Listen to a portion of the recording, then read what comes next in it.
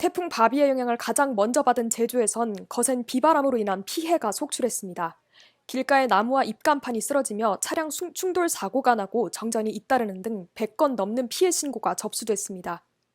서울에서도 피해는 발생했습니다. 지난밤 사이 소방당국이 나서서 안전조치를 취한 것만 50건이나 되죠.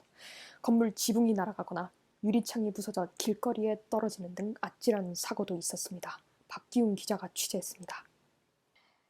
태풍 바비는 당초 역대급 강풍을 동반할 것으로 예보가 됐었는데 실제로 그 정도는 아니었습니다.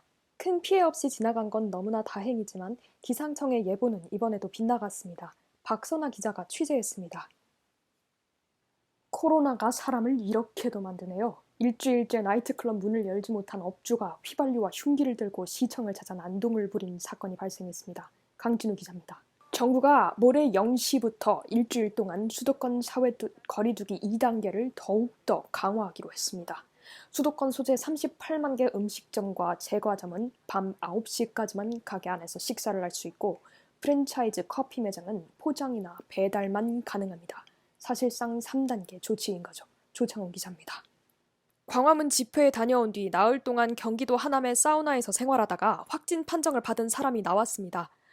자, 오늘 인천에서는 또 다른 교회발 집단 감염 사례가 발생했습니다. 전체 교인이 160명인 작은 교회인데 오늘 하루에만 26명이 확진 판정을 받았습니다. 이유경 기자가 취재했습니다. 고시원에 위장 전입해서 새 아파트를 당첨받는가 하면 자매끼리 집을 싸게 사고 팔아 세금을 빼돌린 사례도 있습니다.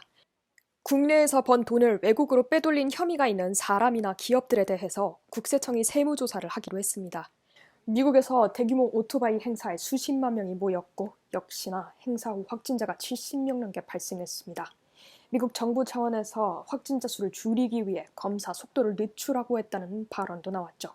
미 모더나사는 개발 중인 백신 물질이 노년층을 대상으로 한 실험에서도 훌륭한 성과를 거뒀다고 밝혔습니다. 김희경 기자입니다.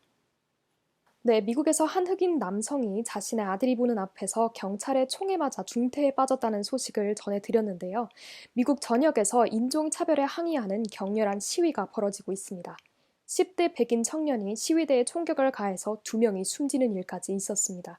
한수영 기자가 취재했습니다. 오늘의 주요 뉴스입니다. 연일 수백 명의 신규 확진자가 발생하는 가운데 다음 주엔 하루 최대 2,000명이 확진될 수 있다는 전망이 나왔습니다. 정부는 수도권 지역 학원과 독서실 등은 사실상 금지하고 카페도 포장만 가능하게 하는 등 거리두기 2.5단계를 시행하기로 했습니다. 제8호 태풍 바비가 오늘 오후 제주를 지나 잠시 뒤 전남과 모포 서해상에 도착합니다. 역대 5번째로 강한 바람을 동반한 바비는 현재 호남 지역에 강한 비바람을 뿌리고 있습니다. 태풍 바비는 내일 새벽 4시에서 5시쯤 서울과 가장 가까워질 것으로 보입니다. 수도권 출근길에 비상이 걸렸습니다.